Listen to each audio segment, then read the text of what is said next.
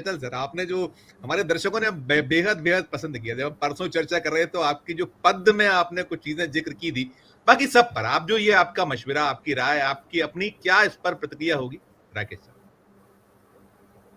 धन्यवाद संजीव जी। देखिए, बात पारसी थिएटर से चली है। अब आज की जो पीढ़ी है वो पारसी थिएटर के बारे में जानती नहीं है। तो पहले तो मैं ये बता दूं, पारसी थिएटर का मतलब ये है कि उस जमाने में ये माइक्रोफोन स्पीकर नहीं होते थे, तो नायक या नायिका को फुल वॉल्यूम में, पंचम में अपने संवाद बोलने पड़ते थे, करना करना क्योंकि भीड़ बैठी है पीछे, 2000 लोगों तक उनकी आवाज सुनाई दे। तो वो एक तो पारसी थिएटर का अंग ये था।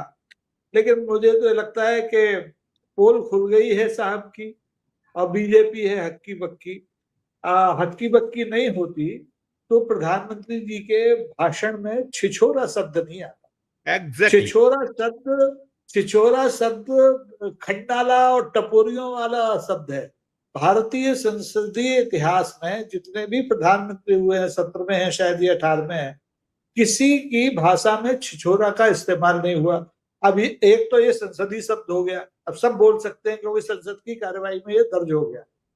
और दूसरी बात यह है कि ये नई भाषा शैली हताशा का पूरा परिणाम है। बेचारे लोकसभा के विपक्ष के नेता ने सिर्फ एक सवाल पूछा था कि आप ये बता दो सीज फायर ट्रंप ने कराया है या नहीं कराया है।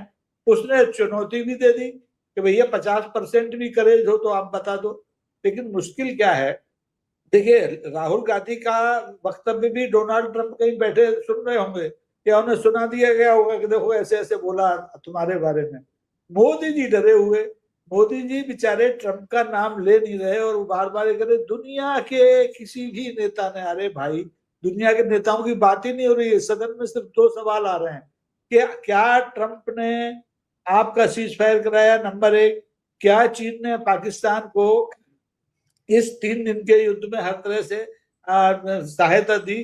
क्या आप चीन की निंदा कर रहे हैं, या आप ये कह रहे हैं कि ट्रंप ने कराया या नहीं कराया? आपको ना, अरे यही तो कह रहे हैं ट्रंप झूठ है, वो इतनी तो कह रहा है। मुश्किल से 4 शब्दों का वाक्य है, आप कह देते ट्रंप झूठ बोल रहे हैं, किस्सा खत्म।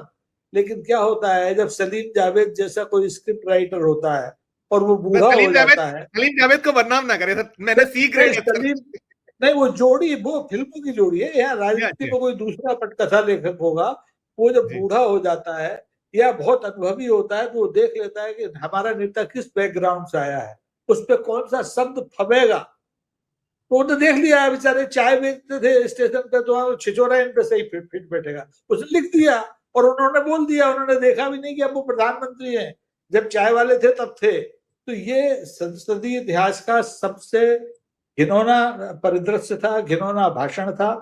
और मैंने अभी आपके चैनल पे शायद 5 दिन पहले कहा था, जब ये बहस स्वीकृत हुई थी, कि कोई जवाब नहीं आएगा, ये बहस चू चू का मुरब्बा होगी, और चुच्चू का मुरब्बा निकली।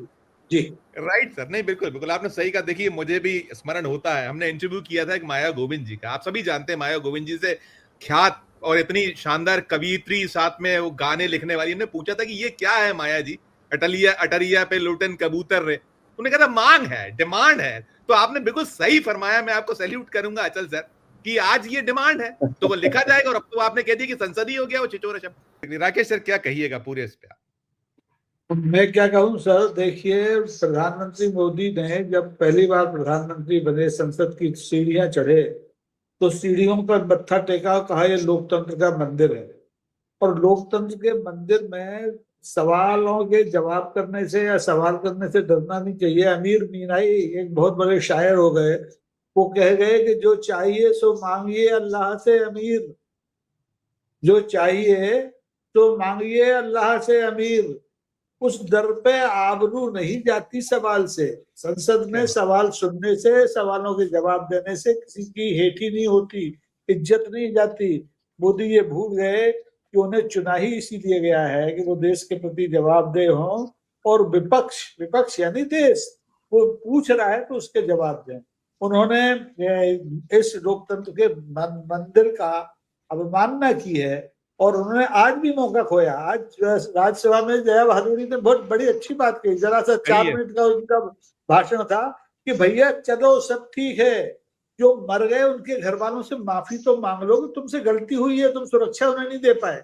तो इनमें इतना भी करेज नहीं है कि सवालों के जवाब देना तो दूर की बात है, उनसे माफी मांग ले जिनके ये दोषी है, जिनका खून इनके कपड़ों पर डला हुआ दिखाई दे रहा है।